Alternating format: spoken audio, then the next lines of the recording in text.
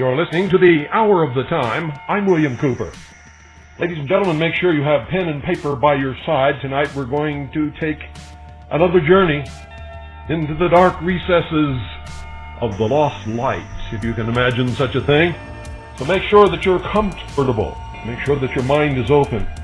Make sure that you're ready to listen with a clear intellect. If you're not, you might as well go play kick the can out in the street with the local children. Because without the things that I've just told you to prepare yourself with, that's about as much good as it's going to do you. Remember, ladies and gentlemen, this is the age of deception. And we have been deceived and manipulated and lied to since the beginning of the dawn of human history.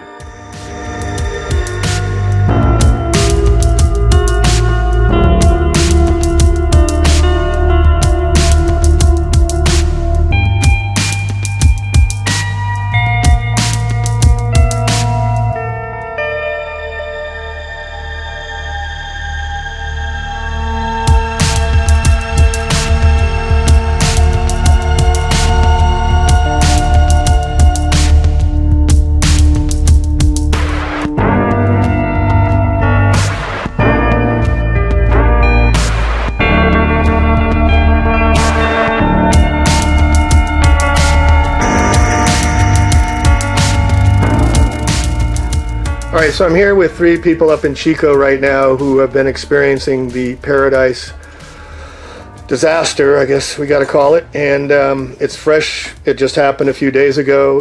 Today is the 26th, I believe, 27th. I don't even know what day it is. Wednesday, 28th. And they're telling their stories about what they experienced. So, sir, if you could tell us, you were there for 50 hours, you said, trying to escape? Yeah, over 50 hours I was trapped in there for. And when did you first realize that you were in trouble or that something was happening? When I got a flat tire. Did someone warn you that the fires were coming, or did you have any warning at all? I knew it was coming, yeah, because I saw it first thing in the morning when I was coming down from cutting firewood with a friend of mine. We were out cutting firewood all night, and on the way down I could see a smoke cloud coming over, and I warned all my friends about it, woke them up, got them out of bed, and saw it, and then went down to Paradise that was in Magalia, and then went down to Paradise to warn family members and stuff. And what time of night was that, do you think about it? It was early morning. Early morning, so break of dawn kind of thing? Yeah. So break of dawn, you're cutting firewood all night, and then you notice smoke and there's a fire going on? Yeah. Did you see anything in the sky? Did you notice anything unusual? Yeah, big, huge smoke cloud. And then you drove off in your truck, and then what happened? Went down there and try to get a hold of family members and stuff, let them know what was going on, and make sure they were awake because it was early in the morning. But you had a flat, then that's when your flat happened? No, that's not when the flat happened. They came back up to Magalia and was helping everybody pack up there to get out, and ended up stayed that night there in the I stayed that night there, and then early morning came around, and that's when the fire started working up into Magalia area, coming up into Paradise, and I went down to Lower Magalia. The fire hadn't made it there yet, but the tire was kind of damaged from before leaking, so I went down to get a tire, and that tire ended up not being good, and there was no power. Power was shut off. And couldn't run an air compressor to air it up. And then on the way out of there, then noticed the fire was coming up from Little Butte Creek Canyon right there. That's the lower part of the reservoir. Right. And working its way into the lower part of Magalia. And it remembered about a tire in there that I could get because we were going to go up Skyway, go up to like the High Lakes, or take Humbug Road up to 32, and it went down to get that tire and ended up fucking getting caught up in the flames and stuff, but still made it out of there, no problem then. But I ended up damaging the tire worse and melted part of it, and it let the air out. It didn't just pop. It just kind of slowly went flat on me, and didn't have any spares anywhere. Didn't have really any way of getting anything except for I had a motorcycle in the back of my truck, my Honda Fat Cat, and I took that, hopped on it, and rode back down into the fire area to get a tire, and that tire was burning on fire already. I didn't get there in time, so I ended up just. How close were the flames at that point? They were in Megillia. I mean, but was it from the heat? The flame was, or the tire was on fire from the heat, or was the because fire? the fire there? reached it. Oh, it had reached it. Okay. You'd already been through there. And Crazy. I ended up stealing a tire, I guess, off of somebody's vehicle because there's no other tire that it could get. It had to be an 8-lug Chevy. So I ended up taking a tire from some random guy. He just had what I needed. And put it on the Fat Cat, and before I knew it, the fire worked its way around me and jumped the road and had me blocked in there before I even had a chance to get out. And just had to ride the Fat Cat through the fences. And What do you mean road through the fences? What is? just busted through the wood fences. Because you couldn't ride the road anymore? No, you couldn't go. Was the road impassable? There's fire jumping across the road. I mean, everything was burning right there. It's too hot to make it through there. There's too much heat. You got fire on both sides of the road, and some of the areas of the road was on fire. The road was burning. And did it smell like smoke? Did it smell like a fire? I don't know about that because I can't smell or taste. Okay. I wouldn't be able to tell you what anything smelled like. Okay, and you were saying that you were there for 50 hours, and then once you got out, you were seeing that one-lane road only? There was one-lane road? Before that, going through all the area, watching the fire ignite and stuff, I also noticed everything turning blue. Right. There was a blue color to everything. And you were saying that you were at tell me a story about being at was it Kmart or Walmart? Kmart, yeah. Worked down into Kmart. The fire hadn't even reached there yet. That's during the time of warning everybody that the fire was coming. That happened before all this up in the lower part of Megillia. So is this day one, so or I'd be going back in time on that? Okay. That was the fire hasn't even made it to Kmart yet, and none of the trees around Kmart are burnt except for one. And Kmart burnt down, and that one tree that's burnt, it lit up on its own. That was the one that we have the picture of. I'm going to put in here behind the Kmart. Yeah. There's the one tree that it just exploded. You said? No, it ignited like super hot. And you saw it. Yeah. And then what? How did? And then it jumped to the Kmart. Yeah. Well, I didn't stick around for that part, but I assume that's what happened. Yeah, he's a Kmart. Because that's the only thing that was burning next to Kmart. Did you hear anything? Did you notice any sounds or anything? Just crackling. Was the tree blue before it blew up? Yeah, that's why we were going to take a picture of it, because it turned really blue, and we're going to take a picture of it, but it ignited before we even got a picture of it. Wow. So, And you see the spark coming from that picture. There's no power lines behind there, huh? Because they're all out on the street. Yeah, it's all the on the street. transformers and Yeah. everything are on the street. There's no transformer. So this tree ignites for no reason. Just just ignites. spontaneous Combust. Fire Yeah. there, nothing. It's like super hot ignites. Like if there was if the fire was right on it. Wow. And it looks like that picture though looks like sparks. Yeah, it Yeah. shoots sparks out of it. I mean, it's like Out of a white hot. tree. And you Sparks couldn't- out of a tree. You Out couldn't there, look yeah. at it neither. It would give you like, if you looked at the sun too long, you get Almost like sun flash spots. burn onto your So eyes. you That's didn't want how to bright stare it at is. it too long, and then that lasted for a little over a minute, and then it would just burn like a regular, like you'd expect a tree to.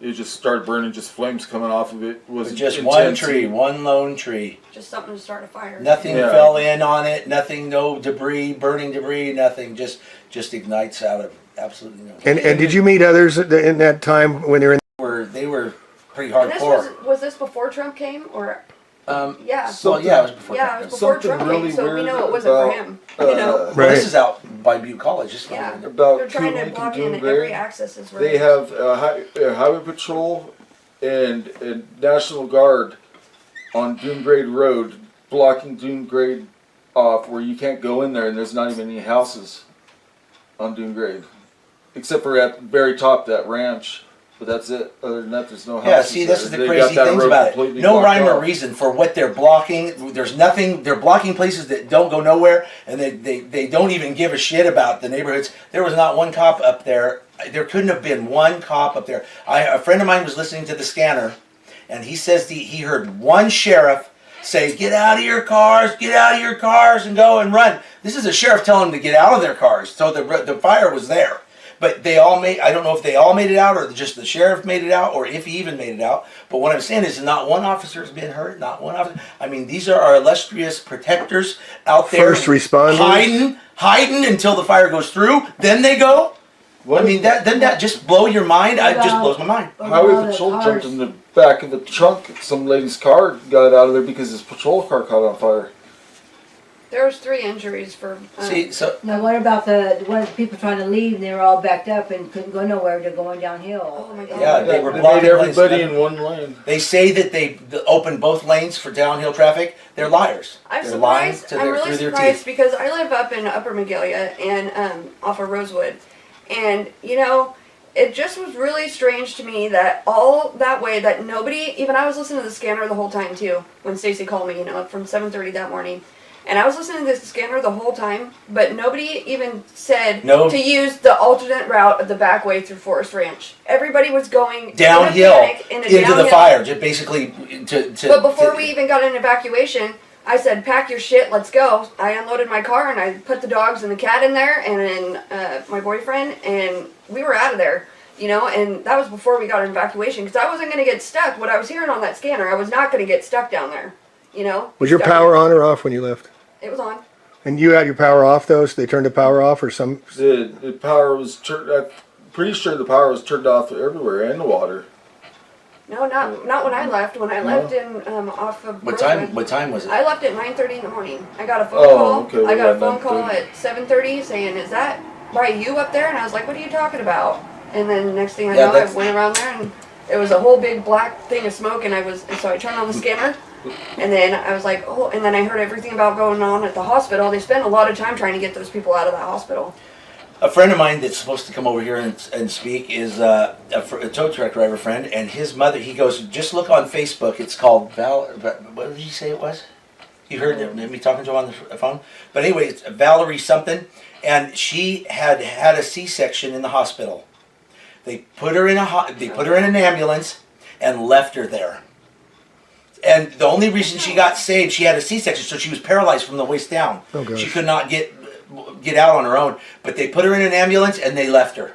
No, And she, that's not what I yeah, heard. that's what the lady's son that I just talked to on the phone just told me what had happened. And he said that somebody heard her screaming, a passerby, and went and got her out of the ambulance and took her because the ambulance caught on fire. The ambulance was Well, burning. I heard that the ambulance caught on fire or whatever, but they ran into a house or something with her, and they ran into somebody's garage. I saw it. But the point being is they left her. Yeah, so whoever- Somebody else helped them, but if whoever they helped was- them, but yeah, our illustrious, well, no, whatever, I call it the yo-yo. You're on your own. I mean, Yeah, this that's is really right. you're on That's your own. about it. So, sir, could you Man, talk about what you were saying when you were leaving and seeing a single lane road? They weren't allowing cars in one lane, and what you saw with all the cars. I just saw it when was after it was burnt. What area was this? By the dam, you said? This is below the dam.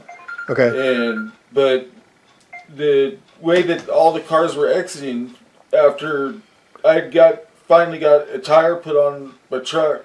The reason why I was doing that is because my dog was in the truck and I didn't want to leave my dog behind. So by the time I was able to get the tire on the truck and I went to go north like I originally was, I was going right back into the fire again, and behind me was already burnt. So I just went south through all the burnt areas. So I went through the whole town of Paradise from top to bottom and saw everything that was burnt that was left behind. And I met up with the first responders of the fire crew at probably the upper end of Paradise by Fast Trip gas station, Optimal Bar area, Bader Mine. And the cars that were lined up on there, they were all in the right lane. I was kind of expecting to see them in both lanes and all over the place. All but going they were down, all yeah. in the right lane, stacked up, just going all the way down, and then all the roads coming in from the sides, same thing, all in the right lane, all the way, every single road basically coming into Skyway. Were people in the cars? Were they just stopped, or why were the cars there? I was looking for people in the cars at first, and I take a glance and said, okay, nobody there, and then I got to one where I saw something that caught my eye. It looked kind of weird because it's hard to identify a body in a car. I had looked, and it looked like somebody was sitting down on the floorboard, like there's no seat there, like sitting really low in the car. And then I realized that, oh shit, like they melted. Yeah, the person's because the seat is burnt underneath them, so they sunk down really low. Flesh, and I was just looking for people at like normal head height that you'd see somebody in a car that was unburnt. So I started noticing that these vehicles did have people in them. So people were sitting there, they're stuck in traffic, and then they got torched. Yeah, they were just down lower, so then I knew what to look for, and then I started seeing people in all the vehicles because I knew what it looked like for somebody to be in a vehicle that was burnt. And then I came across a school bus that was there, one of the big school buses, and a yellow school bus? Yeah, and I was... because I was looking in the cars and stuff, seeing which cars had bodies, and see how many, because I was curious on how many bodies there were. And when I saw the school bus, that's when I quit looking. I didn't want to look in it, so I just turned my head and made sure that I didn't look inside of it. I didn't want to see inside of it. But you think that they were in the children were in the school bus? Yeah, I didn't want to find out. And then there was another load of somebody in a bunch of people in a truck or something, and you were talking about there were people, other people in a big truck, a bunch of people. Yeah, they ignited in Chico at the gas station. What is it? Can you explain that? I don't know. This is something that I heard. I don't know. It's okay. What did you hear? I just heard that the person had saved some people from up in Paradise and brought them down to the gas station after everybody unloaded out of the truck. He was just parked there. He went inside to get something, and his truck just ignited into flames, combusted. Yeah. Is if you go up any of these roads, Sierra Pacific. Well, Sierra Pacific, though, I mean, they do own a lot of that property, even up in Cohasset. It's you go through there and you see all these cut down trees, like they thinned it out. Oh, they don't thin nothing. No, but listen, but then they just left everything there. They just left it all there. The lumber, the trees. The trees. I mean, it's fuel. It's fuel. For fuel. They do it. They do hack and squirt at Mendocino, where I live, they drop the trees because they want the lumber. They consider it a weed, right? Well, and so they'll leave it there, and then that'll be fuel for the fire. This is all part of it. And it's ridiculous. I'm from the Forest Ranch area, the Forest Ranch Ridge, not Paradise Ridge, and I was raised up there since I was probably 2 or 3 when we moved up there, 1 or 2, and they would come in there and they clear cut, selective cut. They call it selective cutting. They go in and take the old big trees out, leave the younger ones, okay?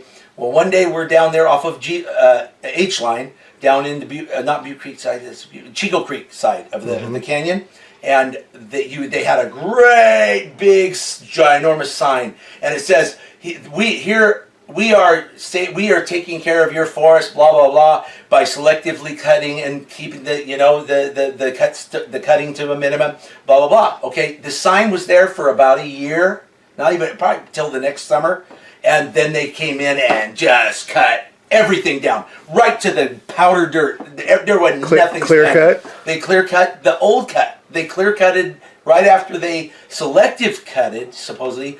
Oh, yay, we're thinning. Looking out for you, thinning the forest, and then they just cut it all to the ground. They didn't replant either. They don't replant. They say they replant shit. I've never seen a sapling one they put in the ground. And you were saying that they're blocking off all access roads, they're blocking everything out? They did that years ago. They started that 30 years ago, and they started putting fences up and gates. Well, people would say, "Oh, this bullshit," and they would pull them out with their chains, and they never would do anything about it because they can't do that. They're not supposed to do that. It's illegal to stop a thoroughfare road, public road, that they've been using for hundreds of years. You can't do that. But they did, and they kept doing it. And Red Emerson had one spot that had 100 gates had 100 gates lined up, brand new gates, and he was putting them in as fast as you could and replacing them as fast as you could. And eventually, people just they quit going through the gates and running them over and everything because they got tired of running them up. I mean, they just kept putting them up. And 2 years later, like you said, the right-of-way law or whatever, the right of eminent domain, yeah. Once they've kept that gate up for 2 years and kept people from using that road for 2 years, they can keep the gate there and then enforce it with their own police. Right.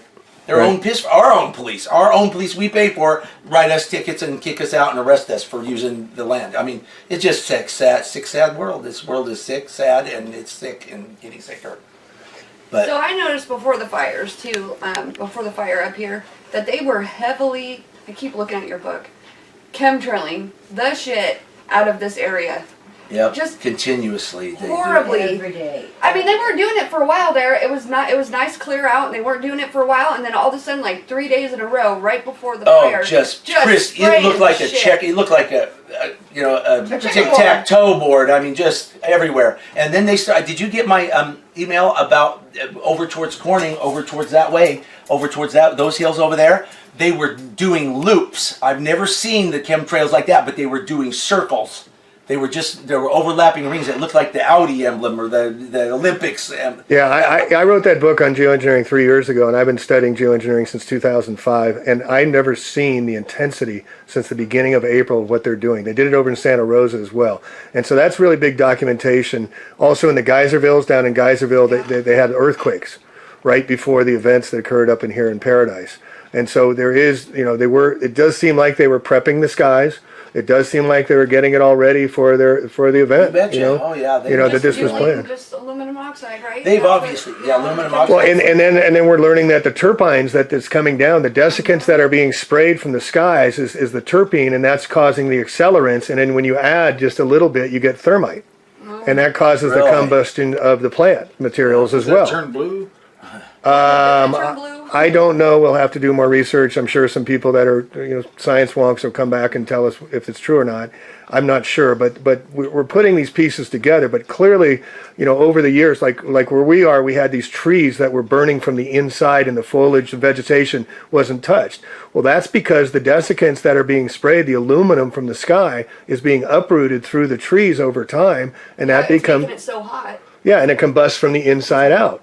And then I take these pictures to the fire departments where I live and stuff, and I show them the pictures, and they say, "Oh, we've seen that before. Oh, that's That's normal." Well, they're just normal. Well, now I mean, Cal Fire Ken Pimlott, who's the guy who's overseeing all Cal Fires, and I've been calling this guy out. We had 170 fires start on October 8th. 170 fires, okay, in 9 different counties. He's only officially explained 13 of them. Yeah, a year and a half later. I mean, give me a break, guy. You got a PhD in forensics, and you can't tell us how these fires started? They know. And so we had 3,000-pound cars flipped on their roofs. I mean, we had things. Kmart jumped like a 6-lane from hurricane force winds or something. Something you would see from that, right? Well, that's why they had to create the Fire NATO story. The Fire NATO is saying that it's 190 mile an hour winds, and that there's 2,800 degree temperatures. Blah blah blah. Because they're saying that too about the one up in Paradise, the campfire. And what was funny is that all the videos and all the pictures I see. That's the same thing I was gonna say. And everything I saw. The mailboxes and the freaking garbage cans were all still along the side of the road. Untouched. But another, but what? These foundations of these houses are obliterated. Like, they are just gone. No foundations left. Like you just held a blowtorch right on each house and just burned it to the... On Skyway, the businesses along Skyway, as I was leaving Paradise to head down, there's chunks of concrete sized beach balls and stuff out in the middle of the road. Yeah. Chunks of concrete? Yeah, from the buildings that fucking... What do you think they need to clear the road from? What a trip, man. It looked like a bomb. Didn't you say that the fire was so hot it was like white? No, on the tree, the one before it exploded. Look at it and get spots in your eyes. Another thing is if you look at the photos, the photos that you got. Yep. Did you notice that the flames? Usually when there's 50 mile an hour winds, the flames are vertical, just horizontal, just shooting way ahead of itself. None of those flames are going sideways; they're going straight up. It's all burning up upward. And you also, the thing I keep making a point of is this thing traveled east to west, east to We southwest. don't ever get Yeah, that's winds weird from direction there. for it to travel. Yay! I've windsurfed all my life in the San Francisco jet Bay. ski There's just never been from any the winds. We got the Sierras. We got Indies. 12,000 foot Sierras. There's no winds that come over. Give me a And the freaking funniest break. thing too is that the fire down the Woolly fire Yep. and the campfire started on the same freaking day, and they both had the windiest days on record, both those on that same day. The people On every corner. Every in corner. Paradise. So say what you just said again, if you don't mind. Okay, all throughout town, there's multiple car pileups, and And you're a tow truck accidents. driver. Yeah. And so you've been seeing these cars because you're going up there Yeah, to Paradise. absolutely. And yeah, there's so many personnel up there, so many emergency personnel. I mean, everywhere Nothing you but. look, there's nothing. Everything up there is everything but local cops. There's no local cops up there. The Paradise Police? I don't think so. I haven't seen any. Well, they probably gave him relocated him and gave him immunity. It's or their own something. backyard, you know, and no one wants to deal with that. Federal trumps state, state trumps local. Yeah. You know, that's the way it works. FEMA came into Santa Rosa and took over the operations. Red Cross and FEMA came over, took over Santa Rosa. You know about FEMA right there, right? No. Yeah, they're right here at the airport. Yeah. The OES. Well, actually, it's OES. OES. It's OES. Yeah, the Office of Emergency No, Services. governors. We're here to serve you. Governors. It's called the. I just saw a car. I passed the car. on the way Governor's to go Office see- of Emergency Services. Yes, that's what it is. And who are they? I've never heard of them. Yeah, I've never All of a seen sudden, anything they else. got a big operation. Well, our tax money goes all kinds of places, don't it? That's for black free. budget, bud. Not for free, but I mean, we got all kinds of government agencies we had no idea we had. Not Isn't to that mention, lovely? not to mention, I heard the firefighters were wanting to know what the white powdery substance was on the treetops. Interesting. Chemtrails, maybe? Phosphorus. Phosphorus. Maybe White phosphorus phos- or it's white- magnesium. There you go. Magnesium. So Magnesium ignites, and with a big lighter, you can Right, and ignite so- magnesium. You can show my book on geoengineering, and I write about the desiccants of aluminum that they've been spraying for decades over us with the geoengineering chemtrails. Those get uprooted into the trees. That's why the trees catch fire inside. Yeah. So the desiccants, the aluminum, it's not hard to make thermite out of that. And then the plants, but with taking up the aluminum, become terpenes, and the terpenes ignite into high flammables. And so they're able to ignite using GPS, using lasers to target anything they want. That's why those cars, did you see a bunch of burned out cars everywhere? Dude, that's all there is up there. Yeah, just like fucking Okay, there roads used to be, filled with it. bro, it's like this. I went in, Hey I'm Doug, going, go sit over there, will you? So I can get, will you go sit over there if you don't? I'm like, holy fuck, there's nothing left. There's nothing left. Tell me what was your first, when you first went, or when did you first experience it? What was your first experience of this? Well, it would be probably Sunday night. That's when they started calling tow trucks in. And the fire had started, Thursday morning. so it took 3 days for them to call, Friday, Saturday, and then Sunday for them to call tow trucks up there? Well, you gotta understand, the whole town's gone now. There's nothing really Yeah, fucking there. no people either. Their people are dead. So what do we got to rush for? So you went up there with your tow truck, and what did you see? What I did, saw Just- just vast. I mean, this used to be heavily forest area. I mean, it was a forest town, really. Yeah, it was just woods. Yeah, the woods, really pine trees everywhere. They called it the tall pines, parts of it. But you go there and there's just, I mean, here's another thing about Paradise. There used to be this much pine cones on the ground, pine needles and pine Right. everywhere you looked. I haven't seen one pine needle up there. interesting. It's red dirt and ash.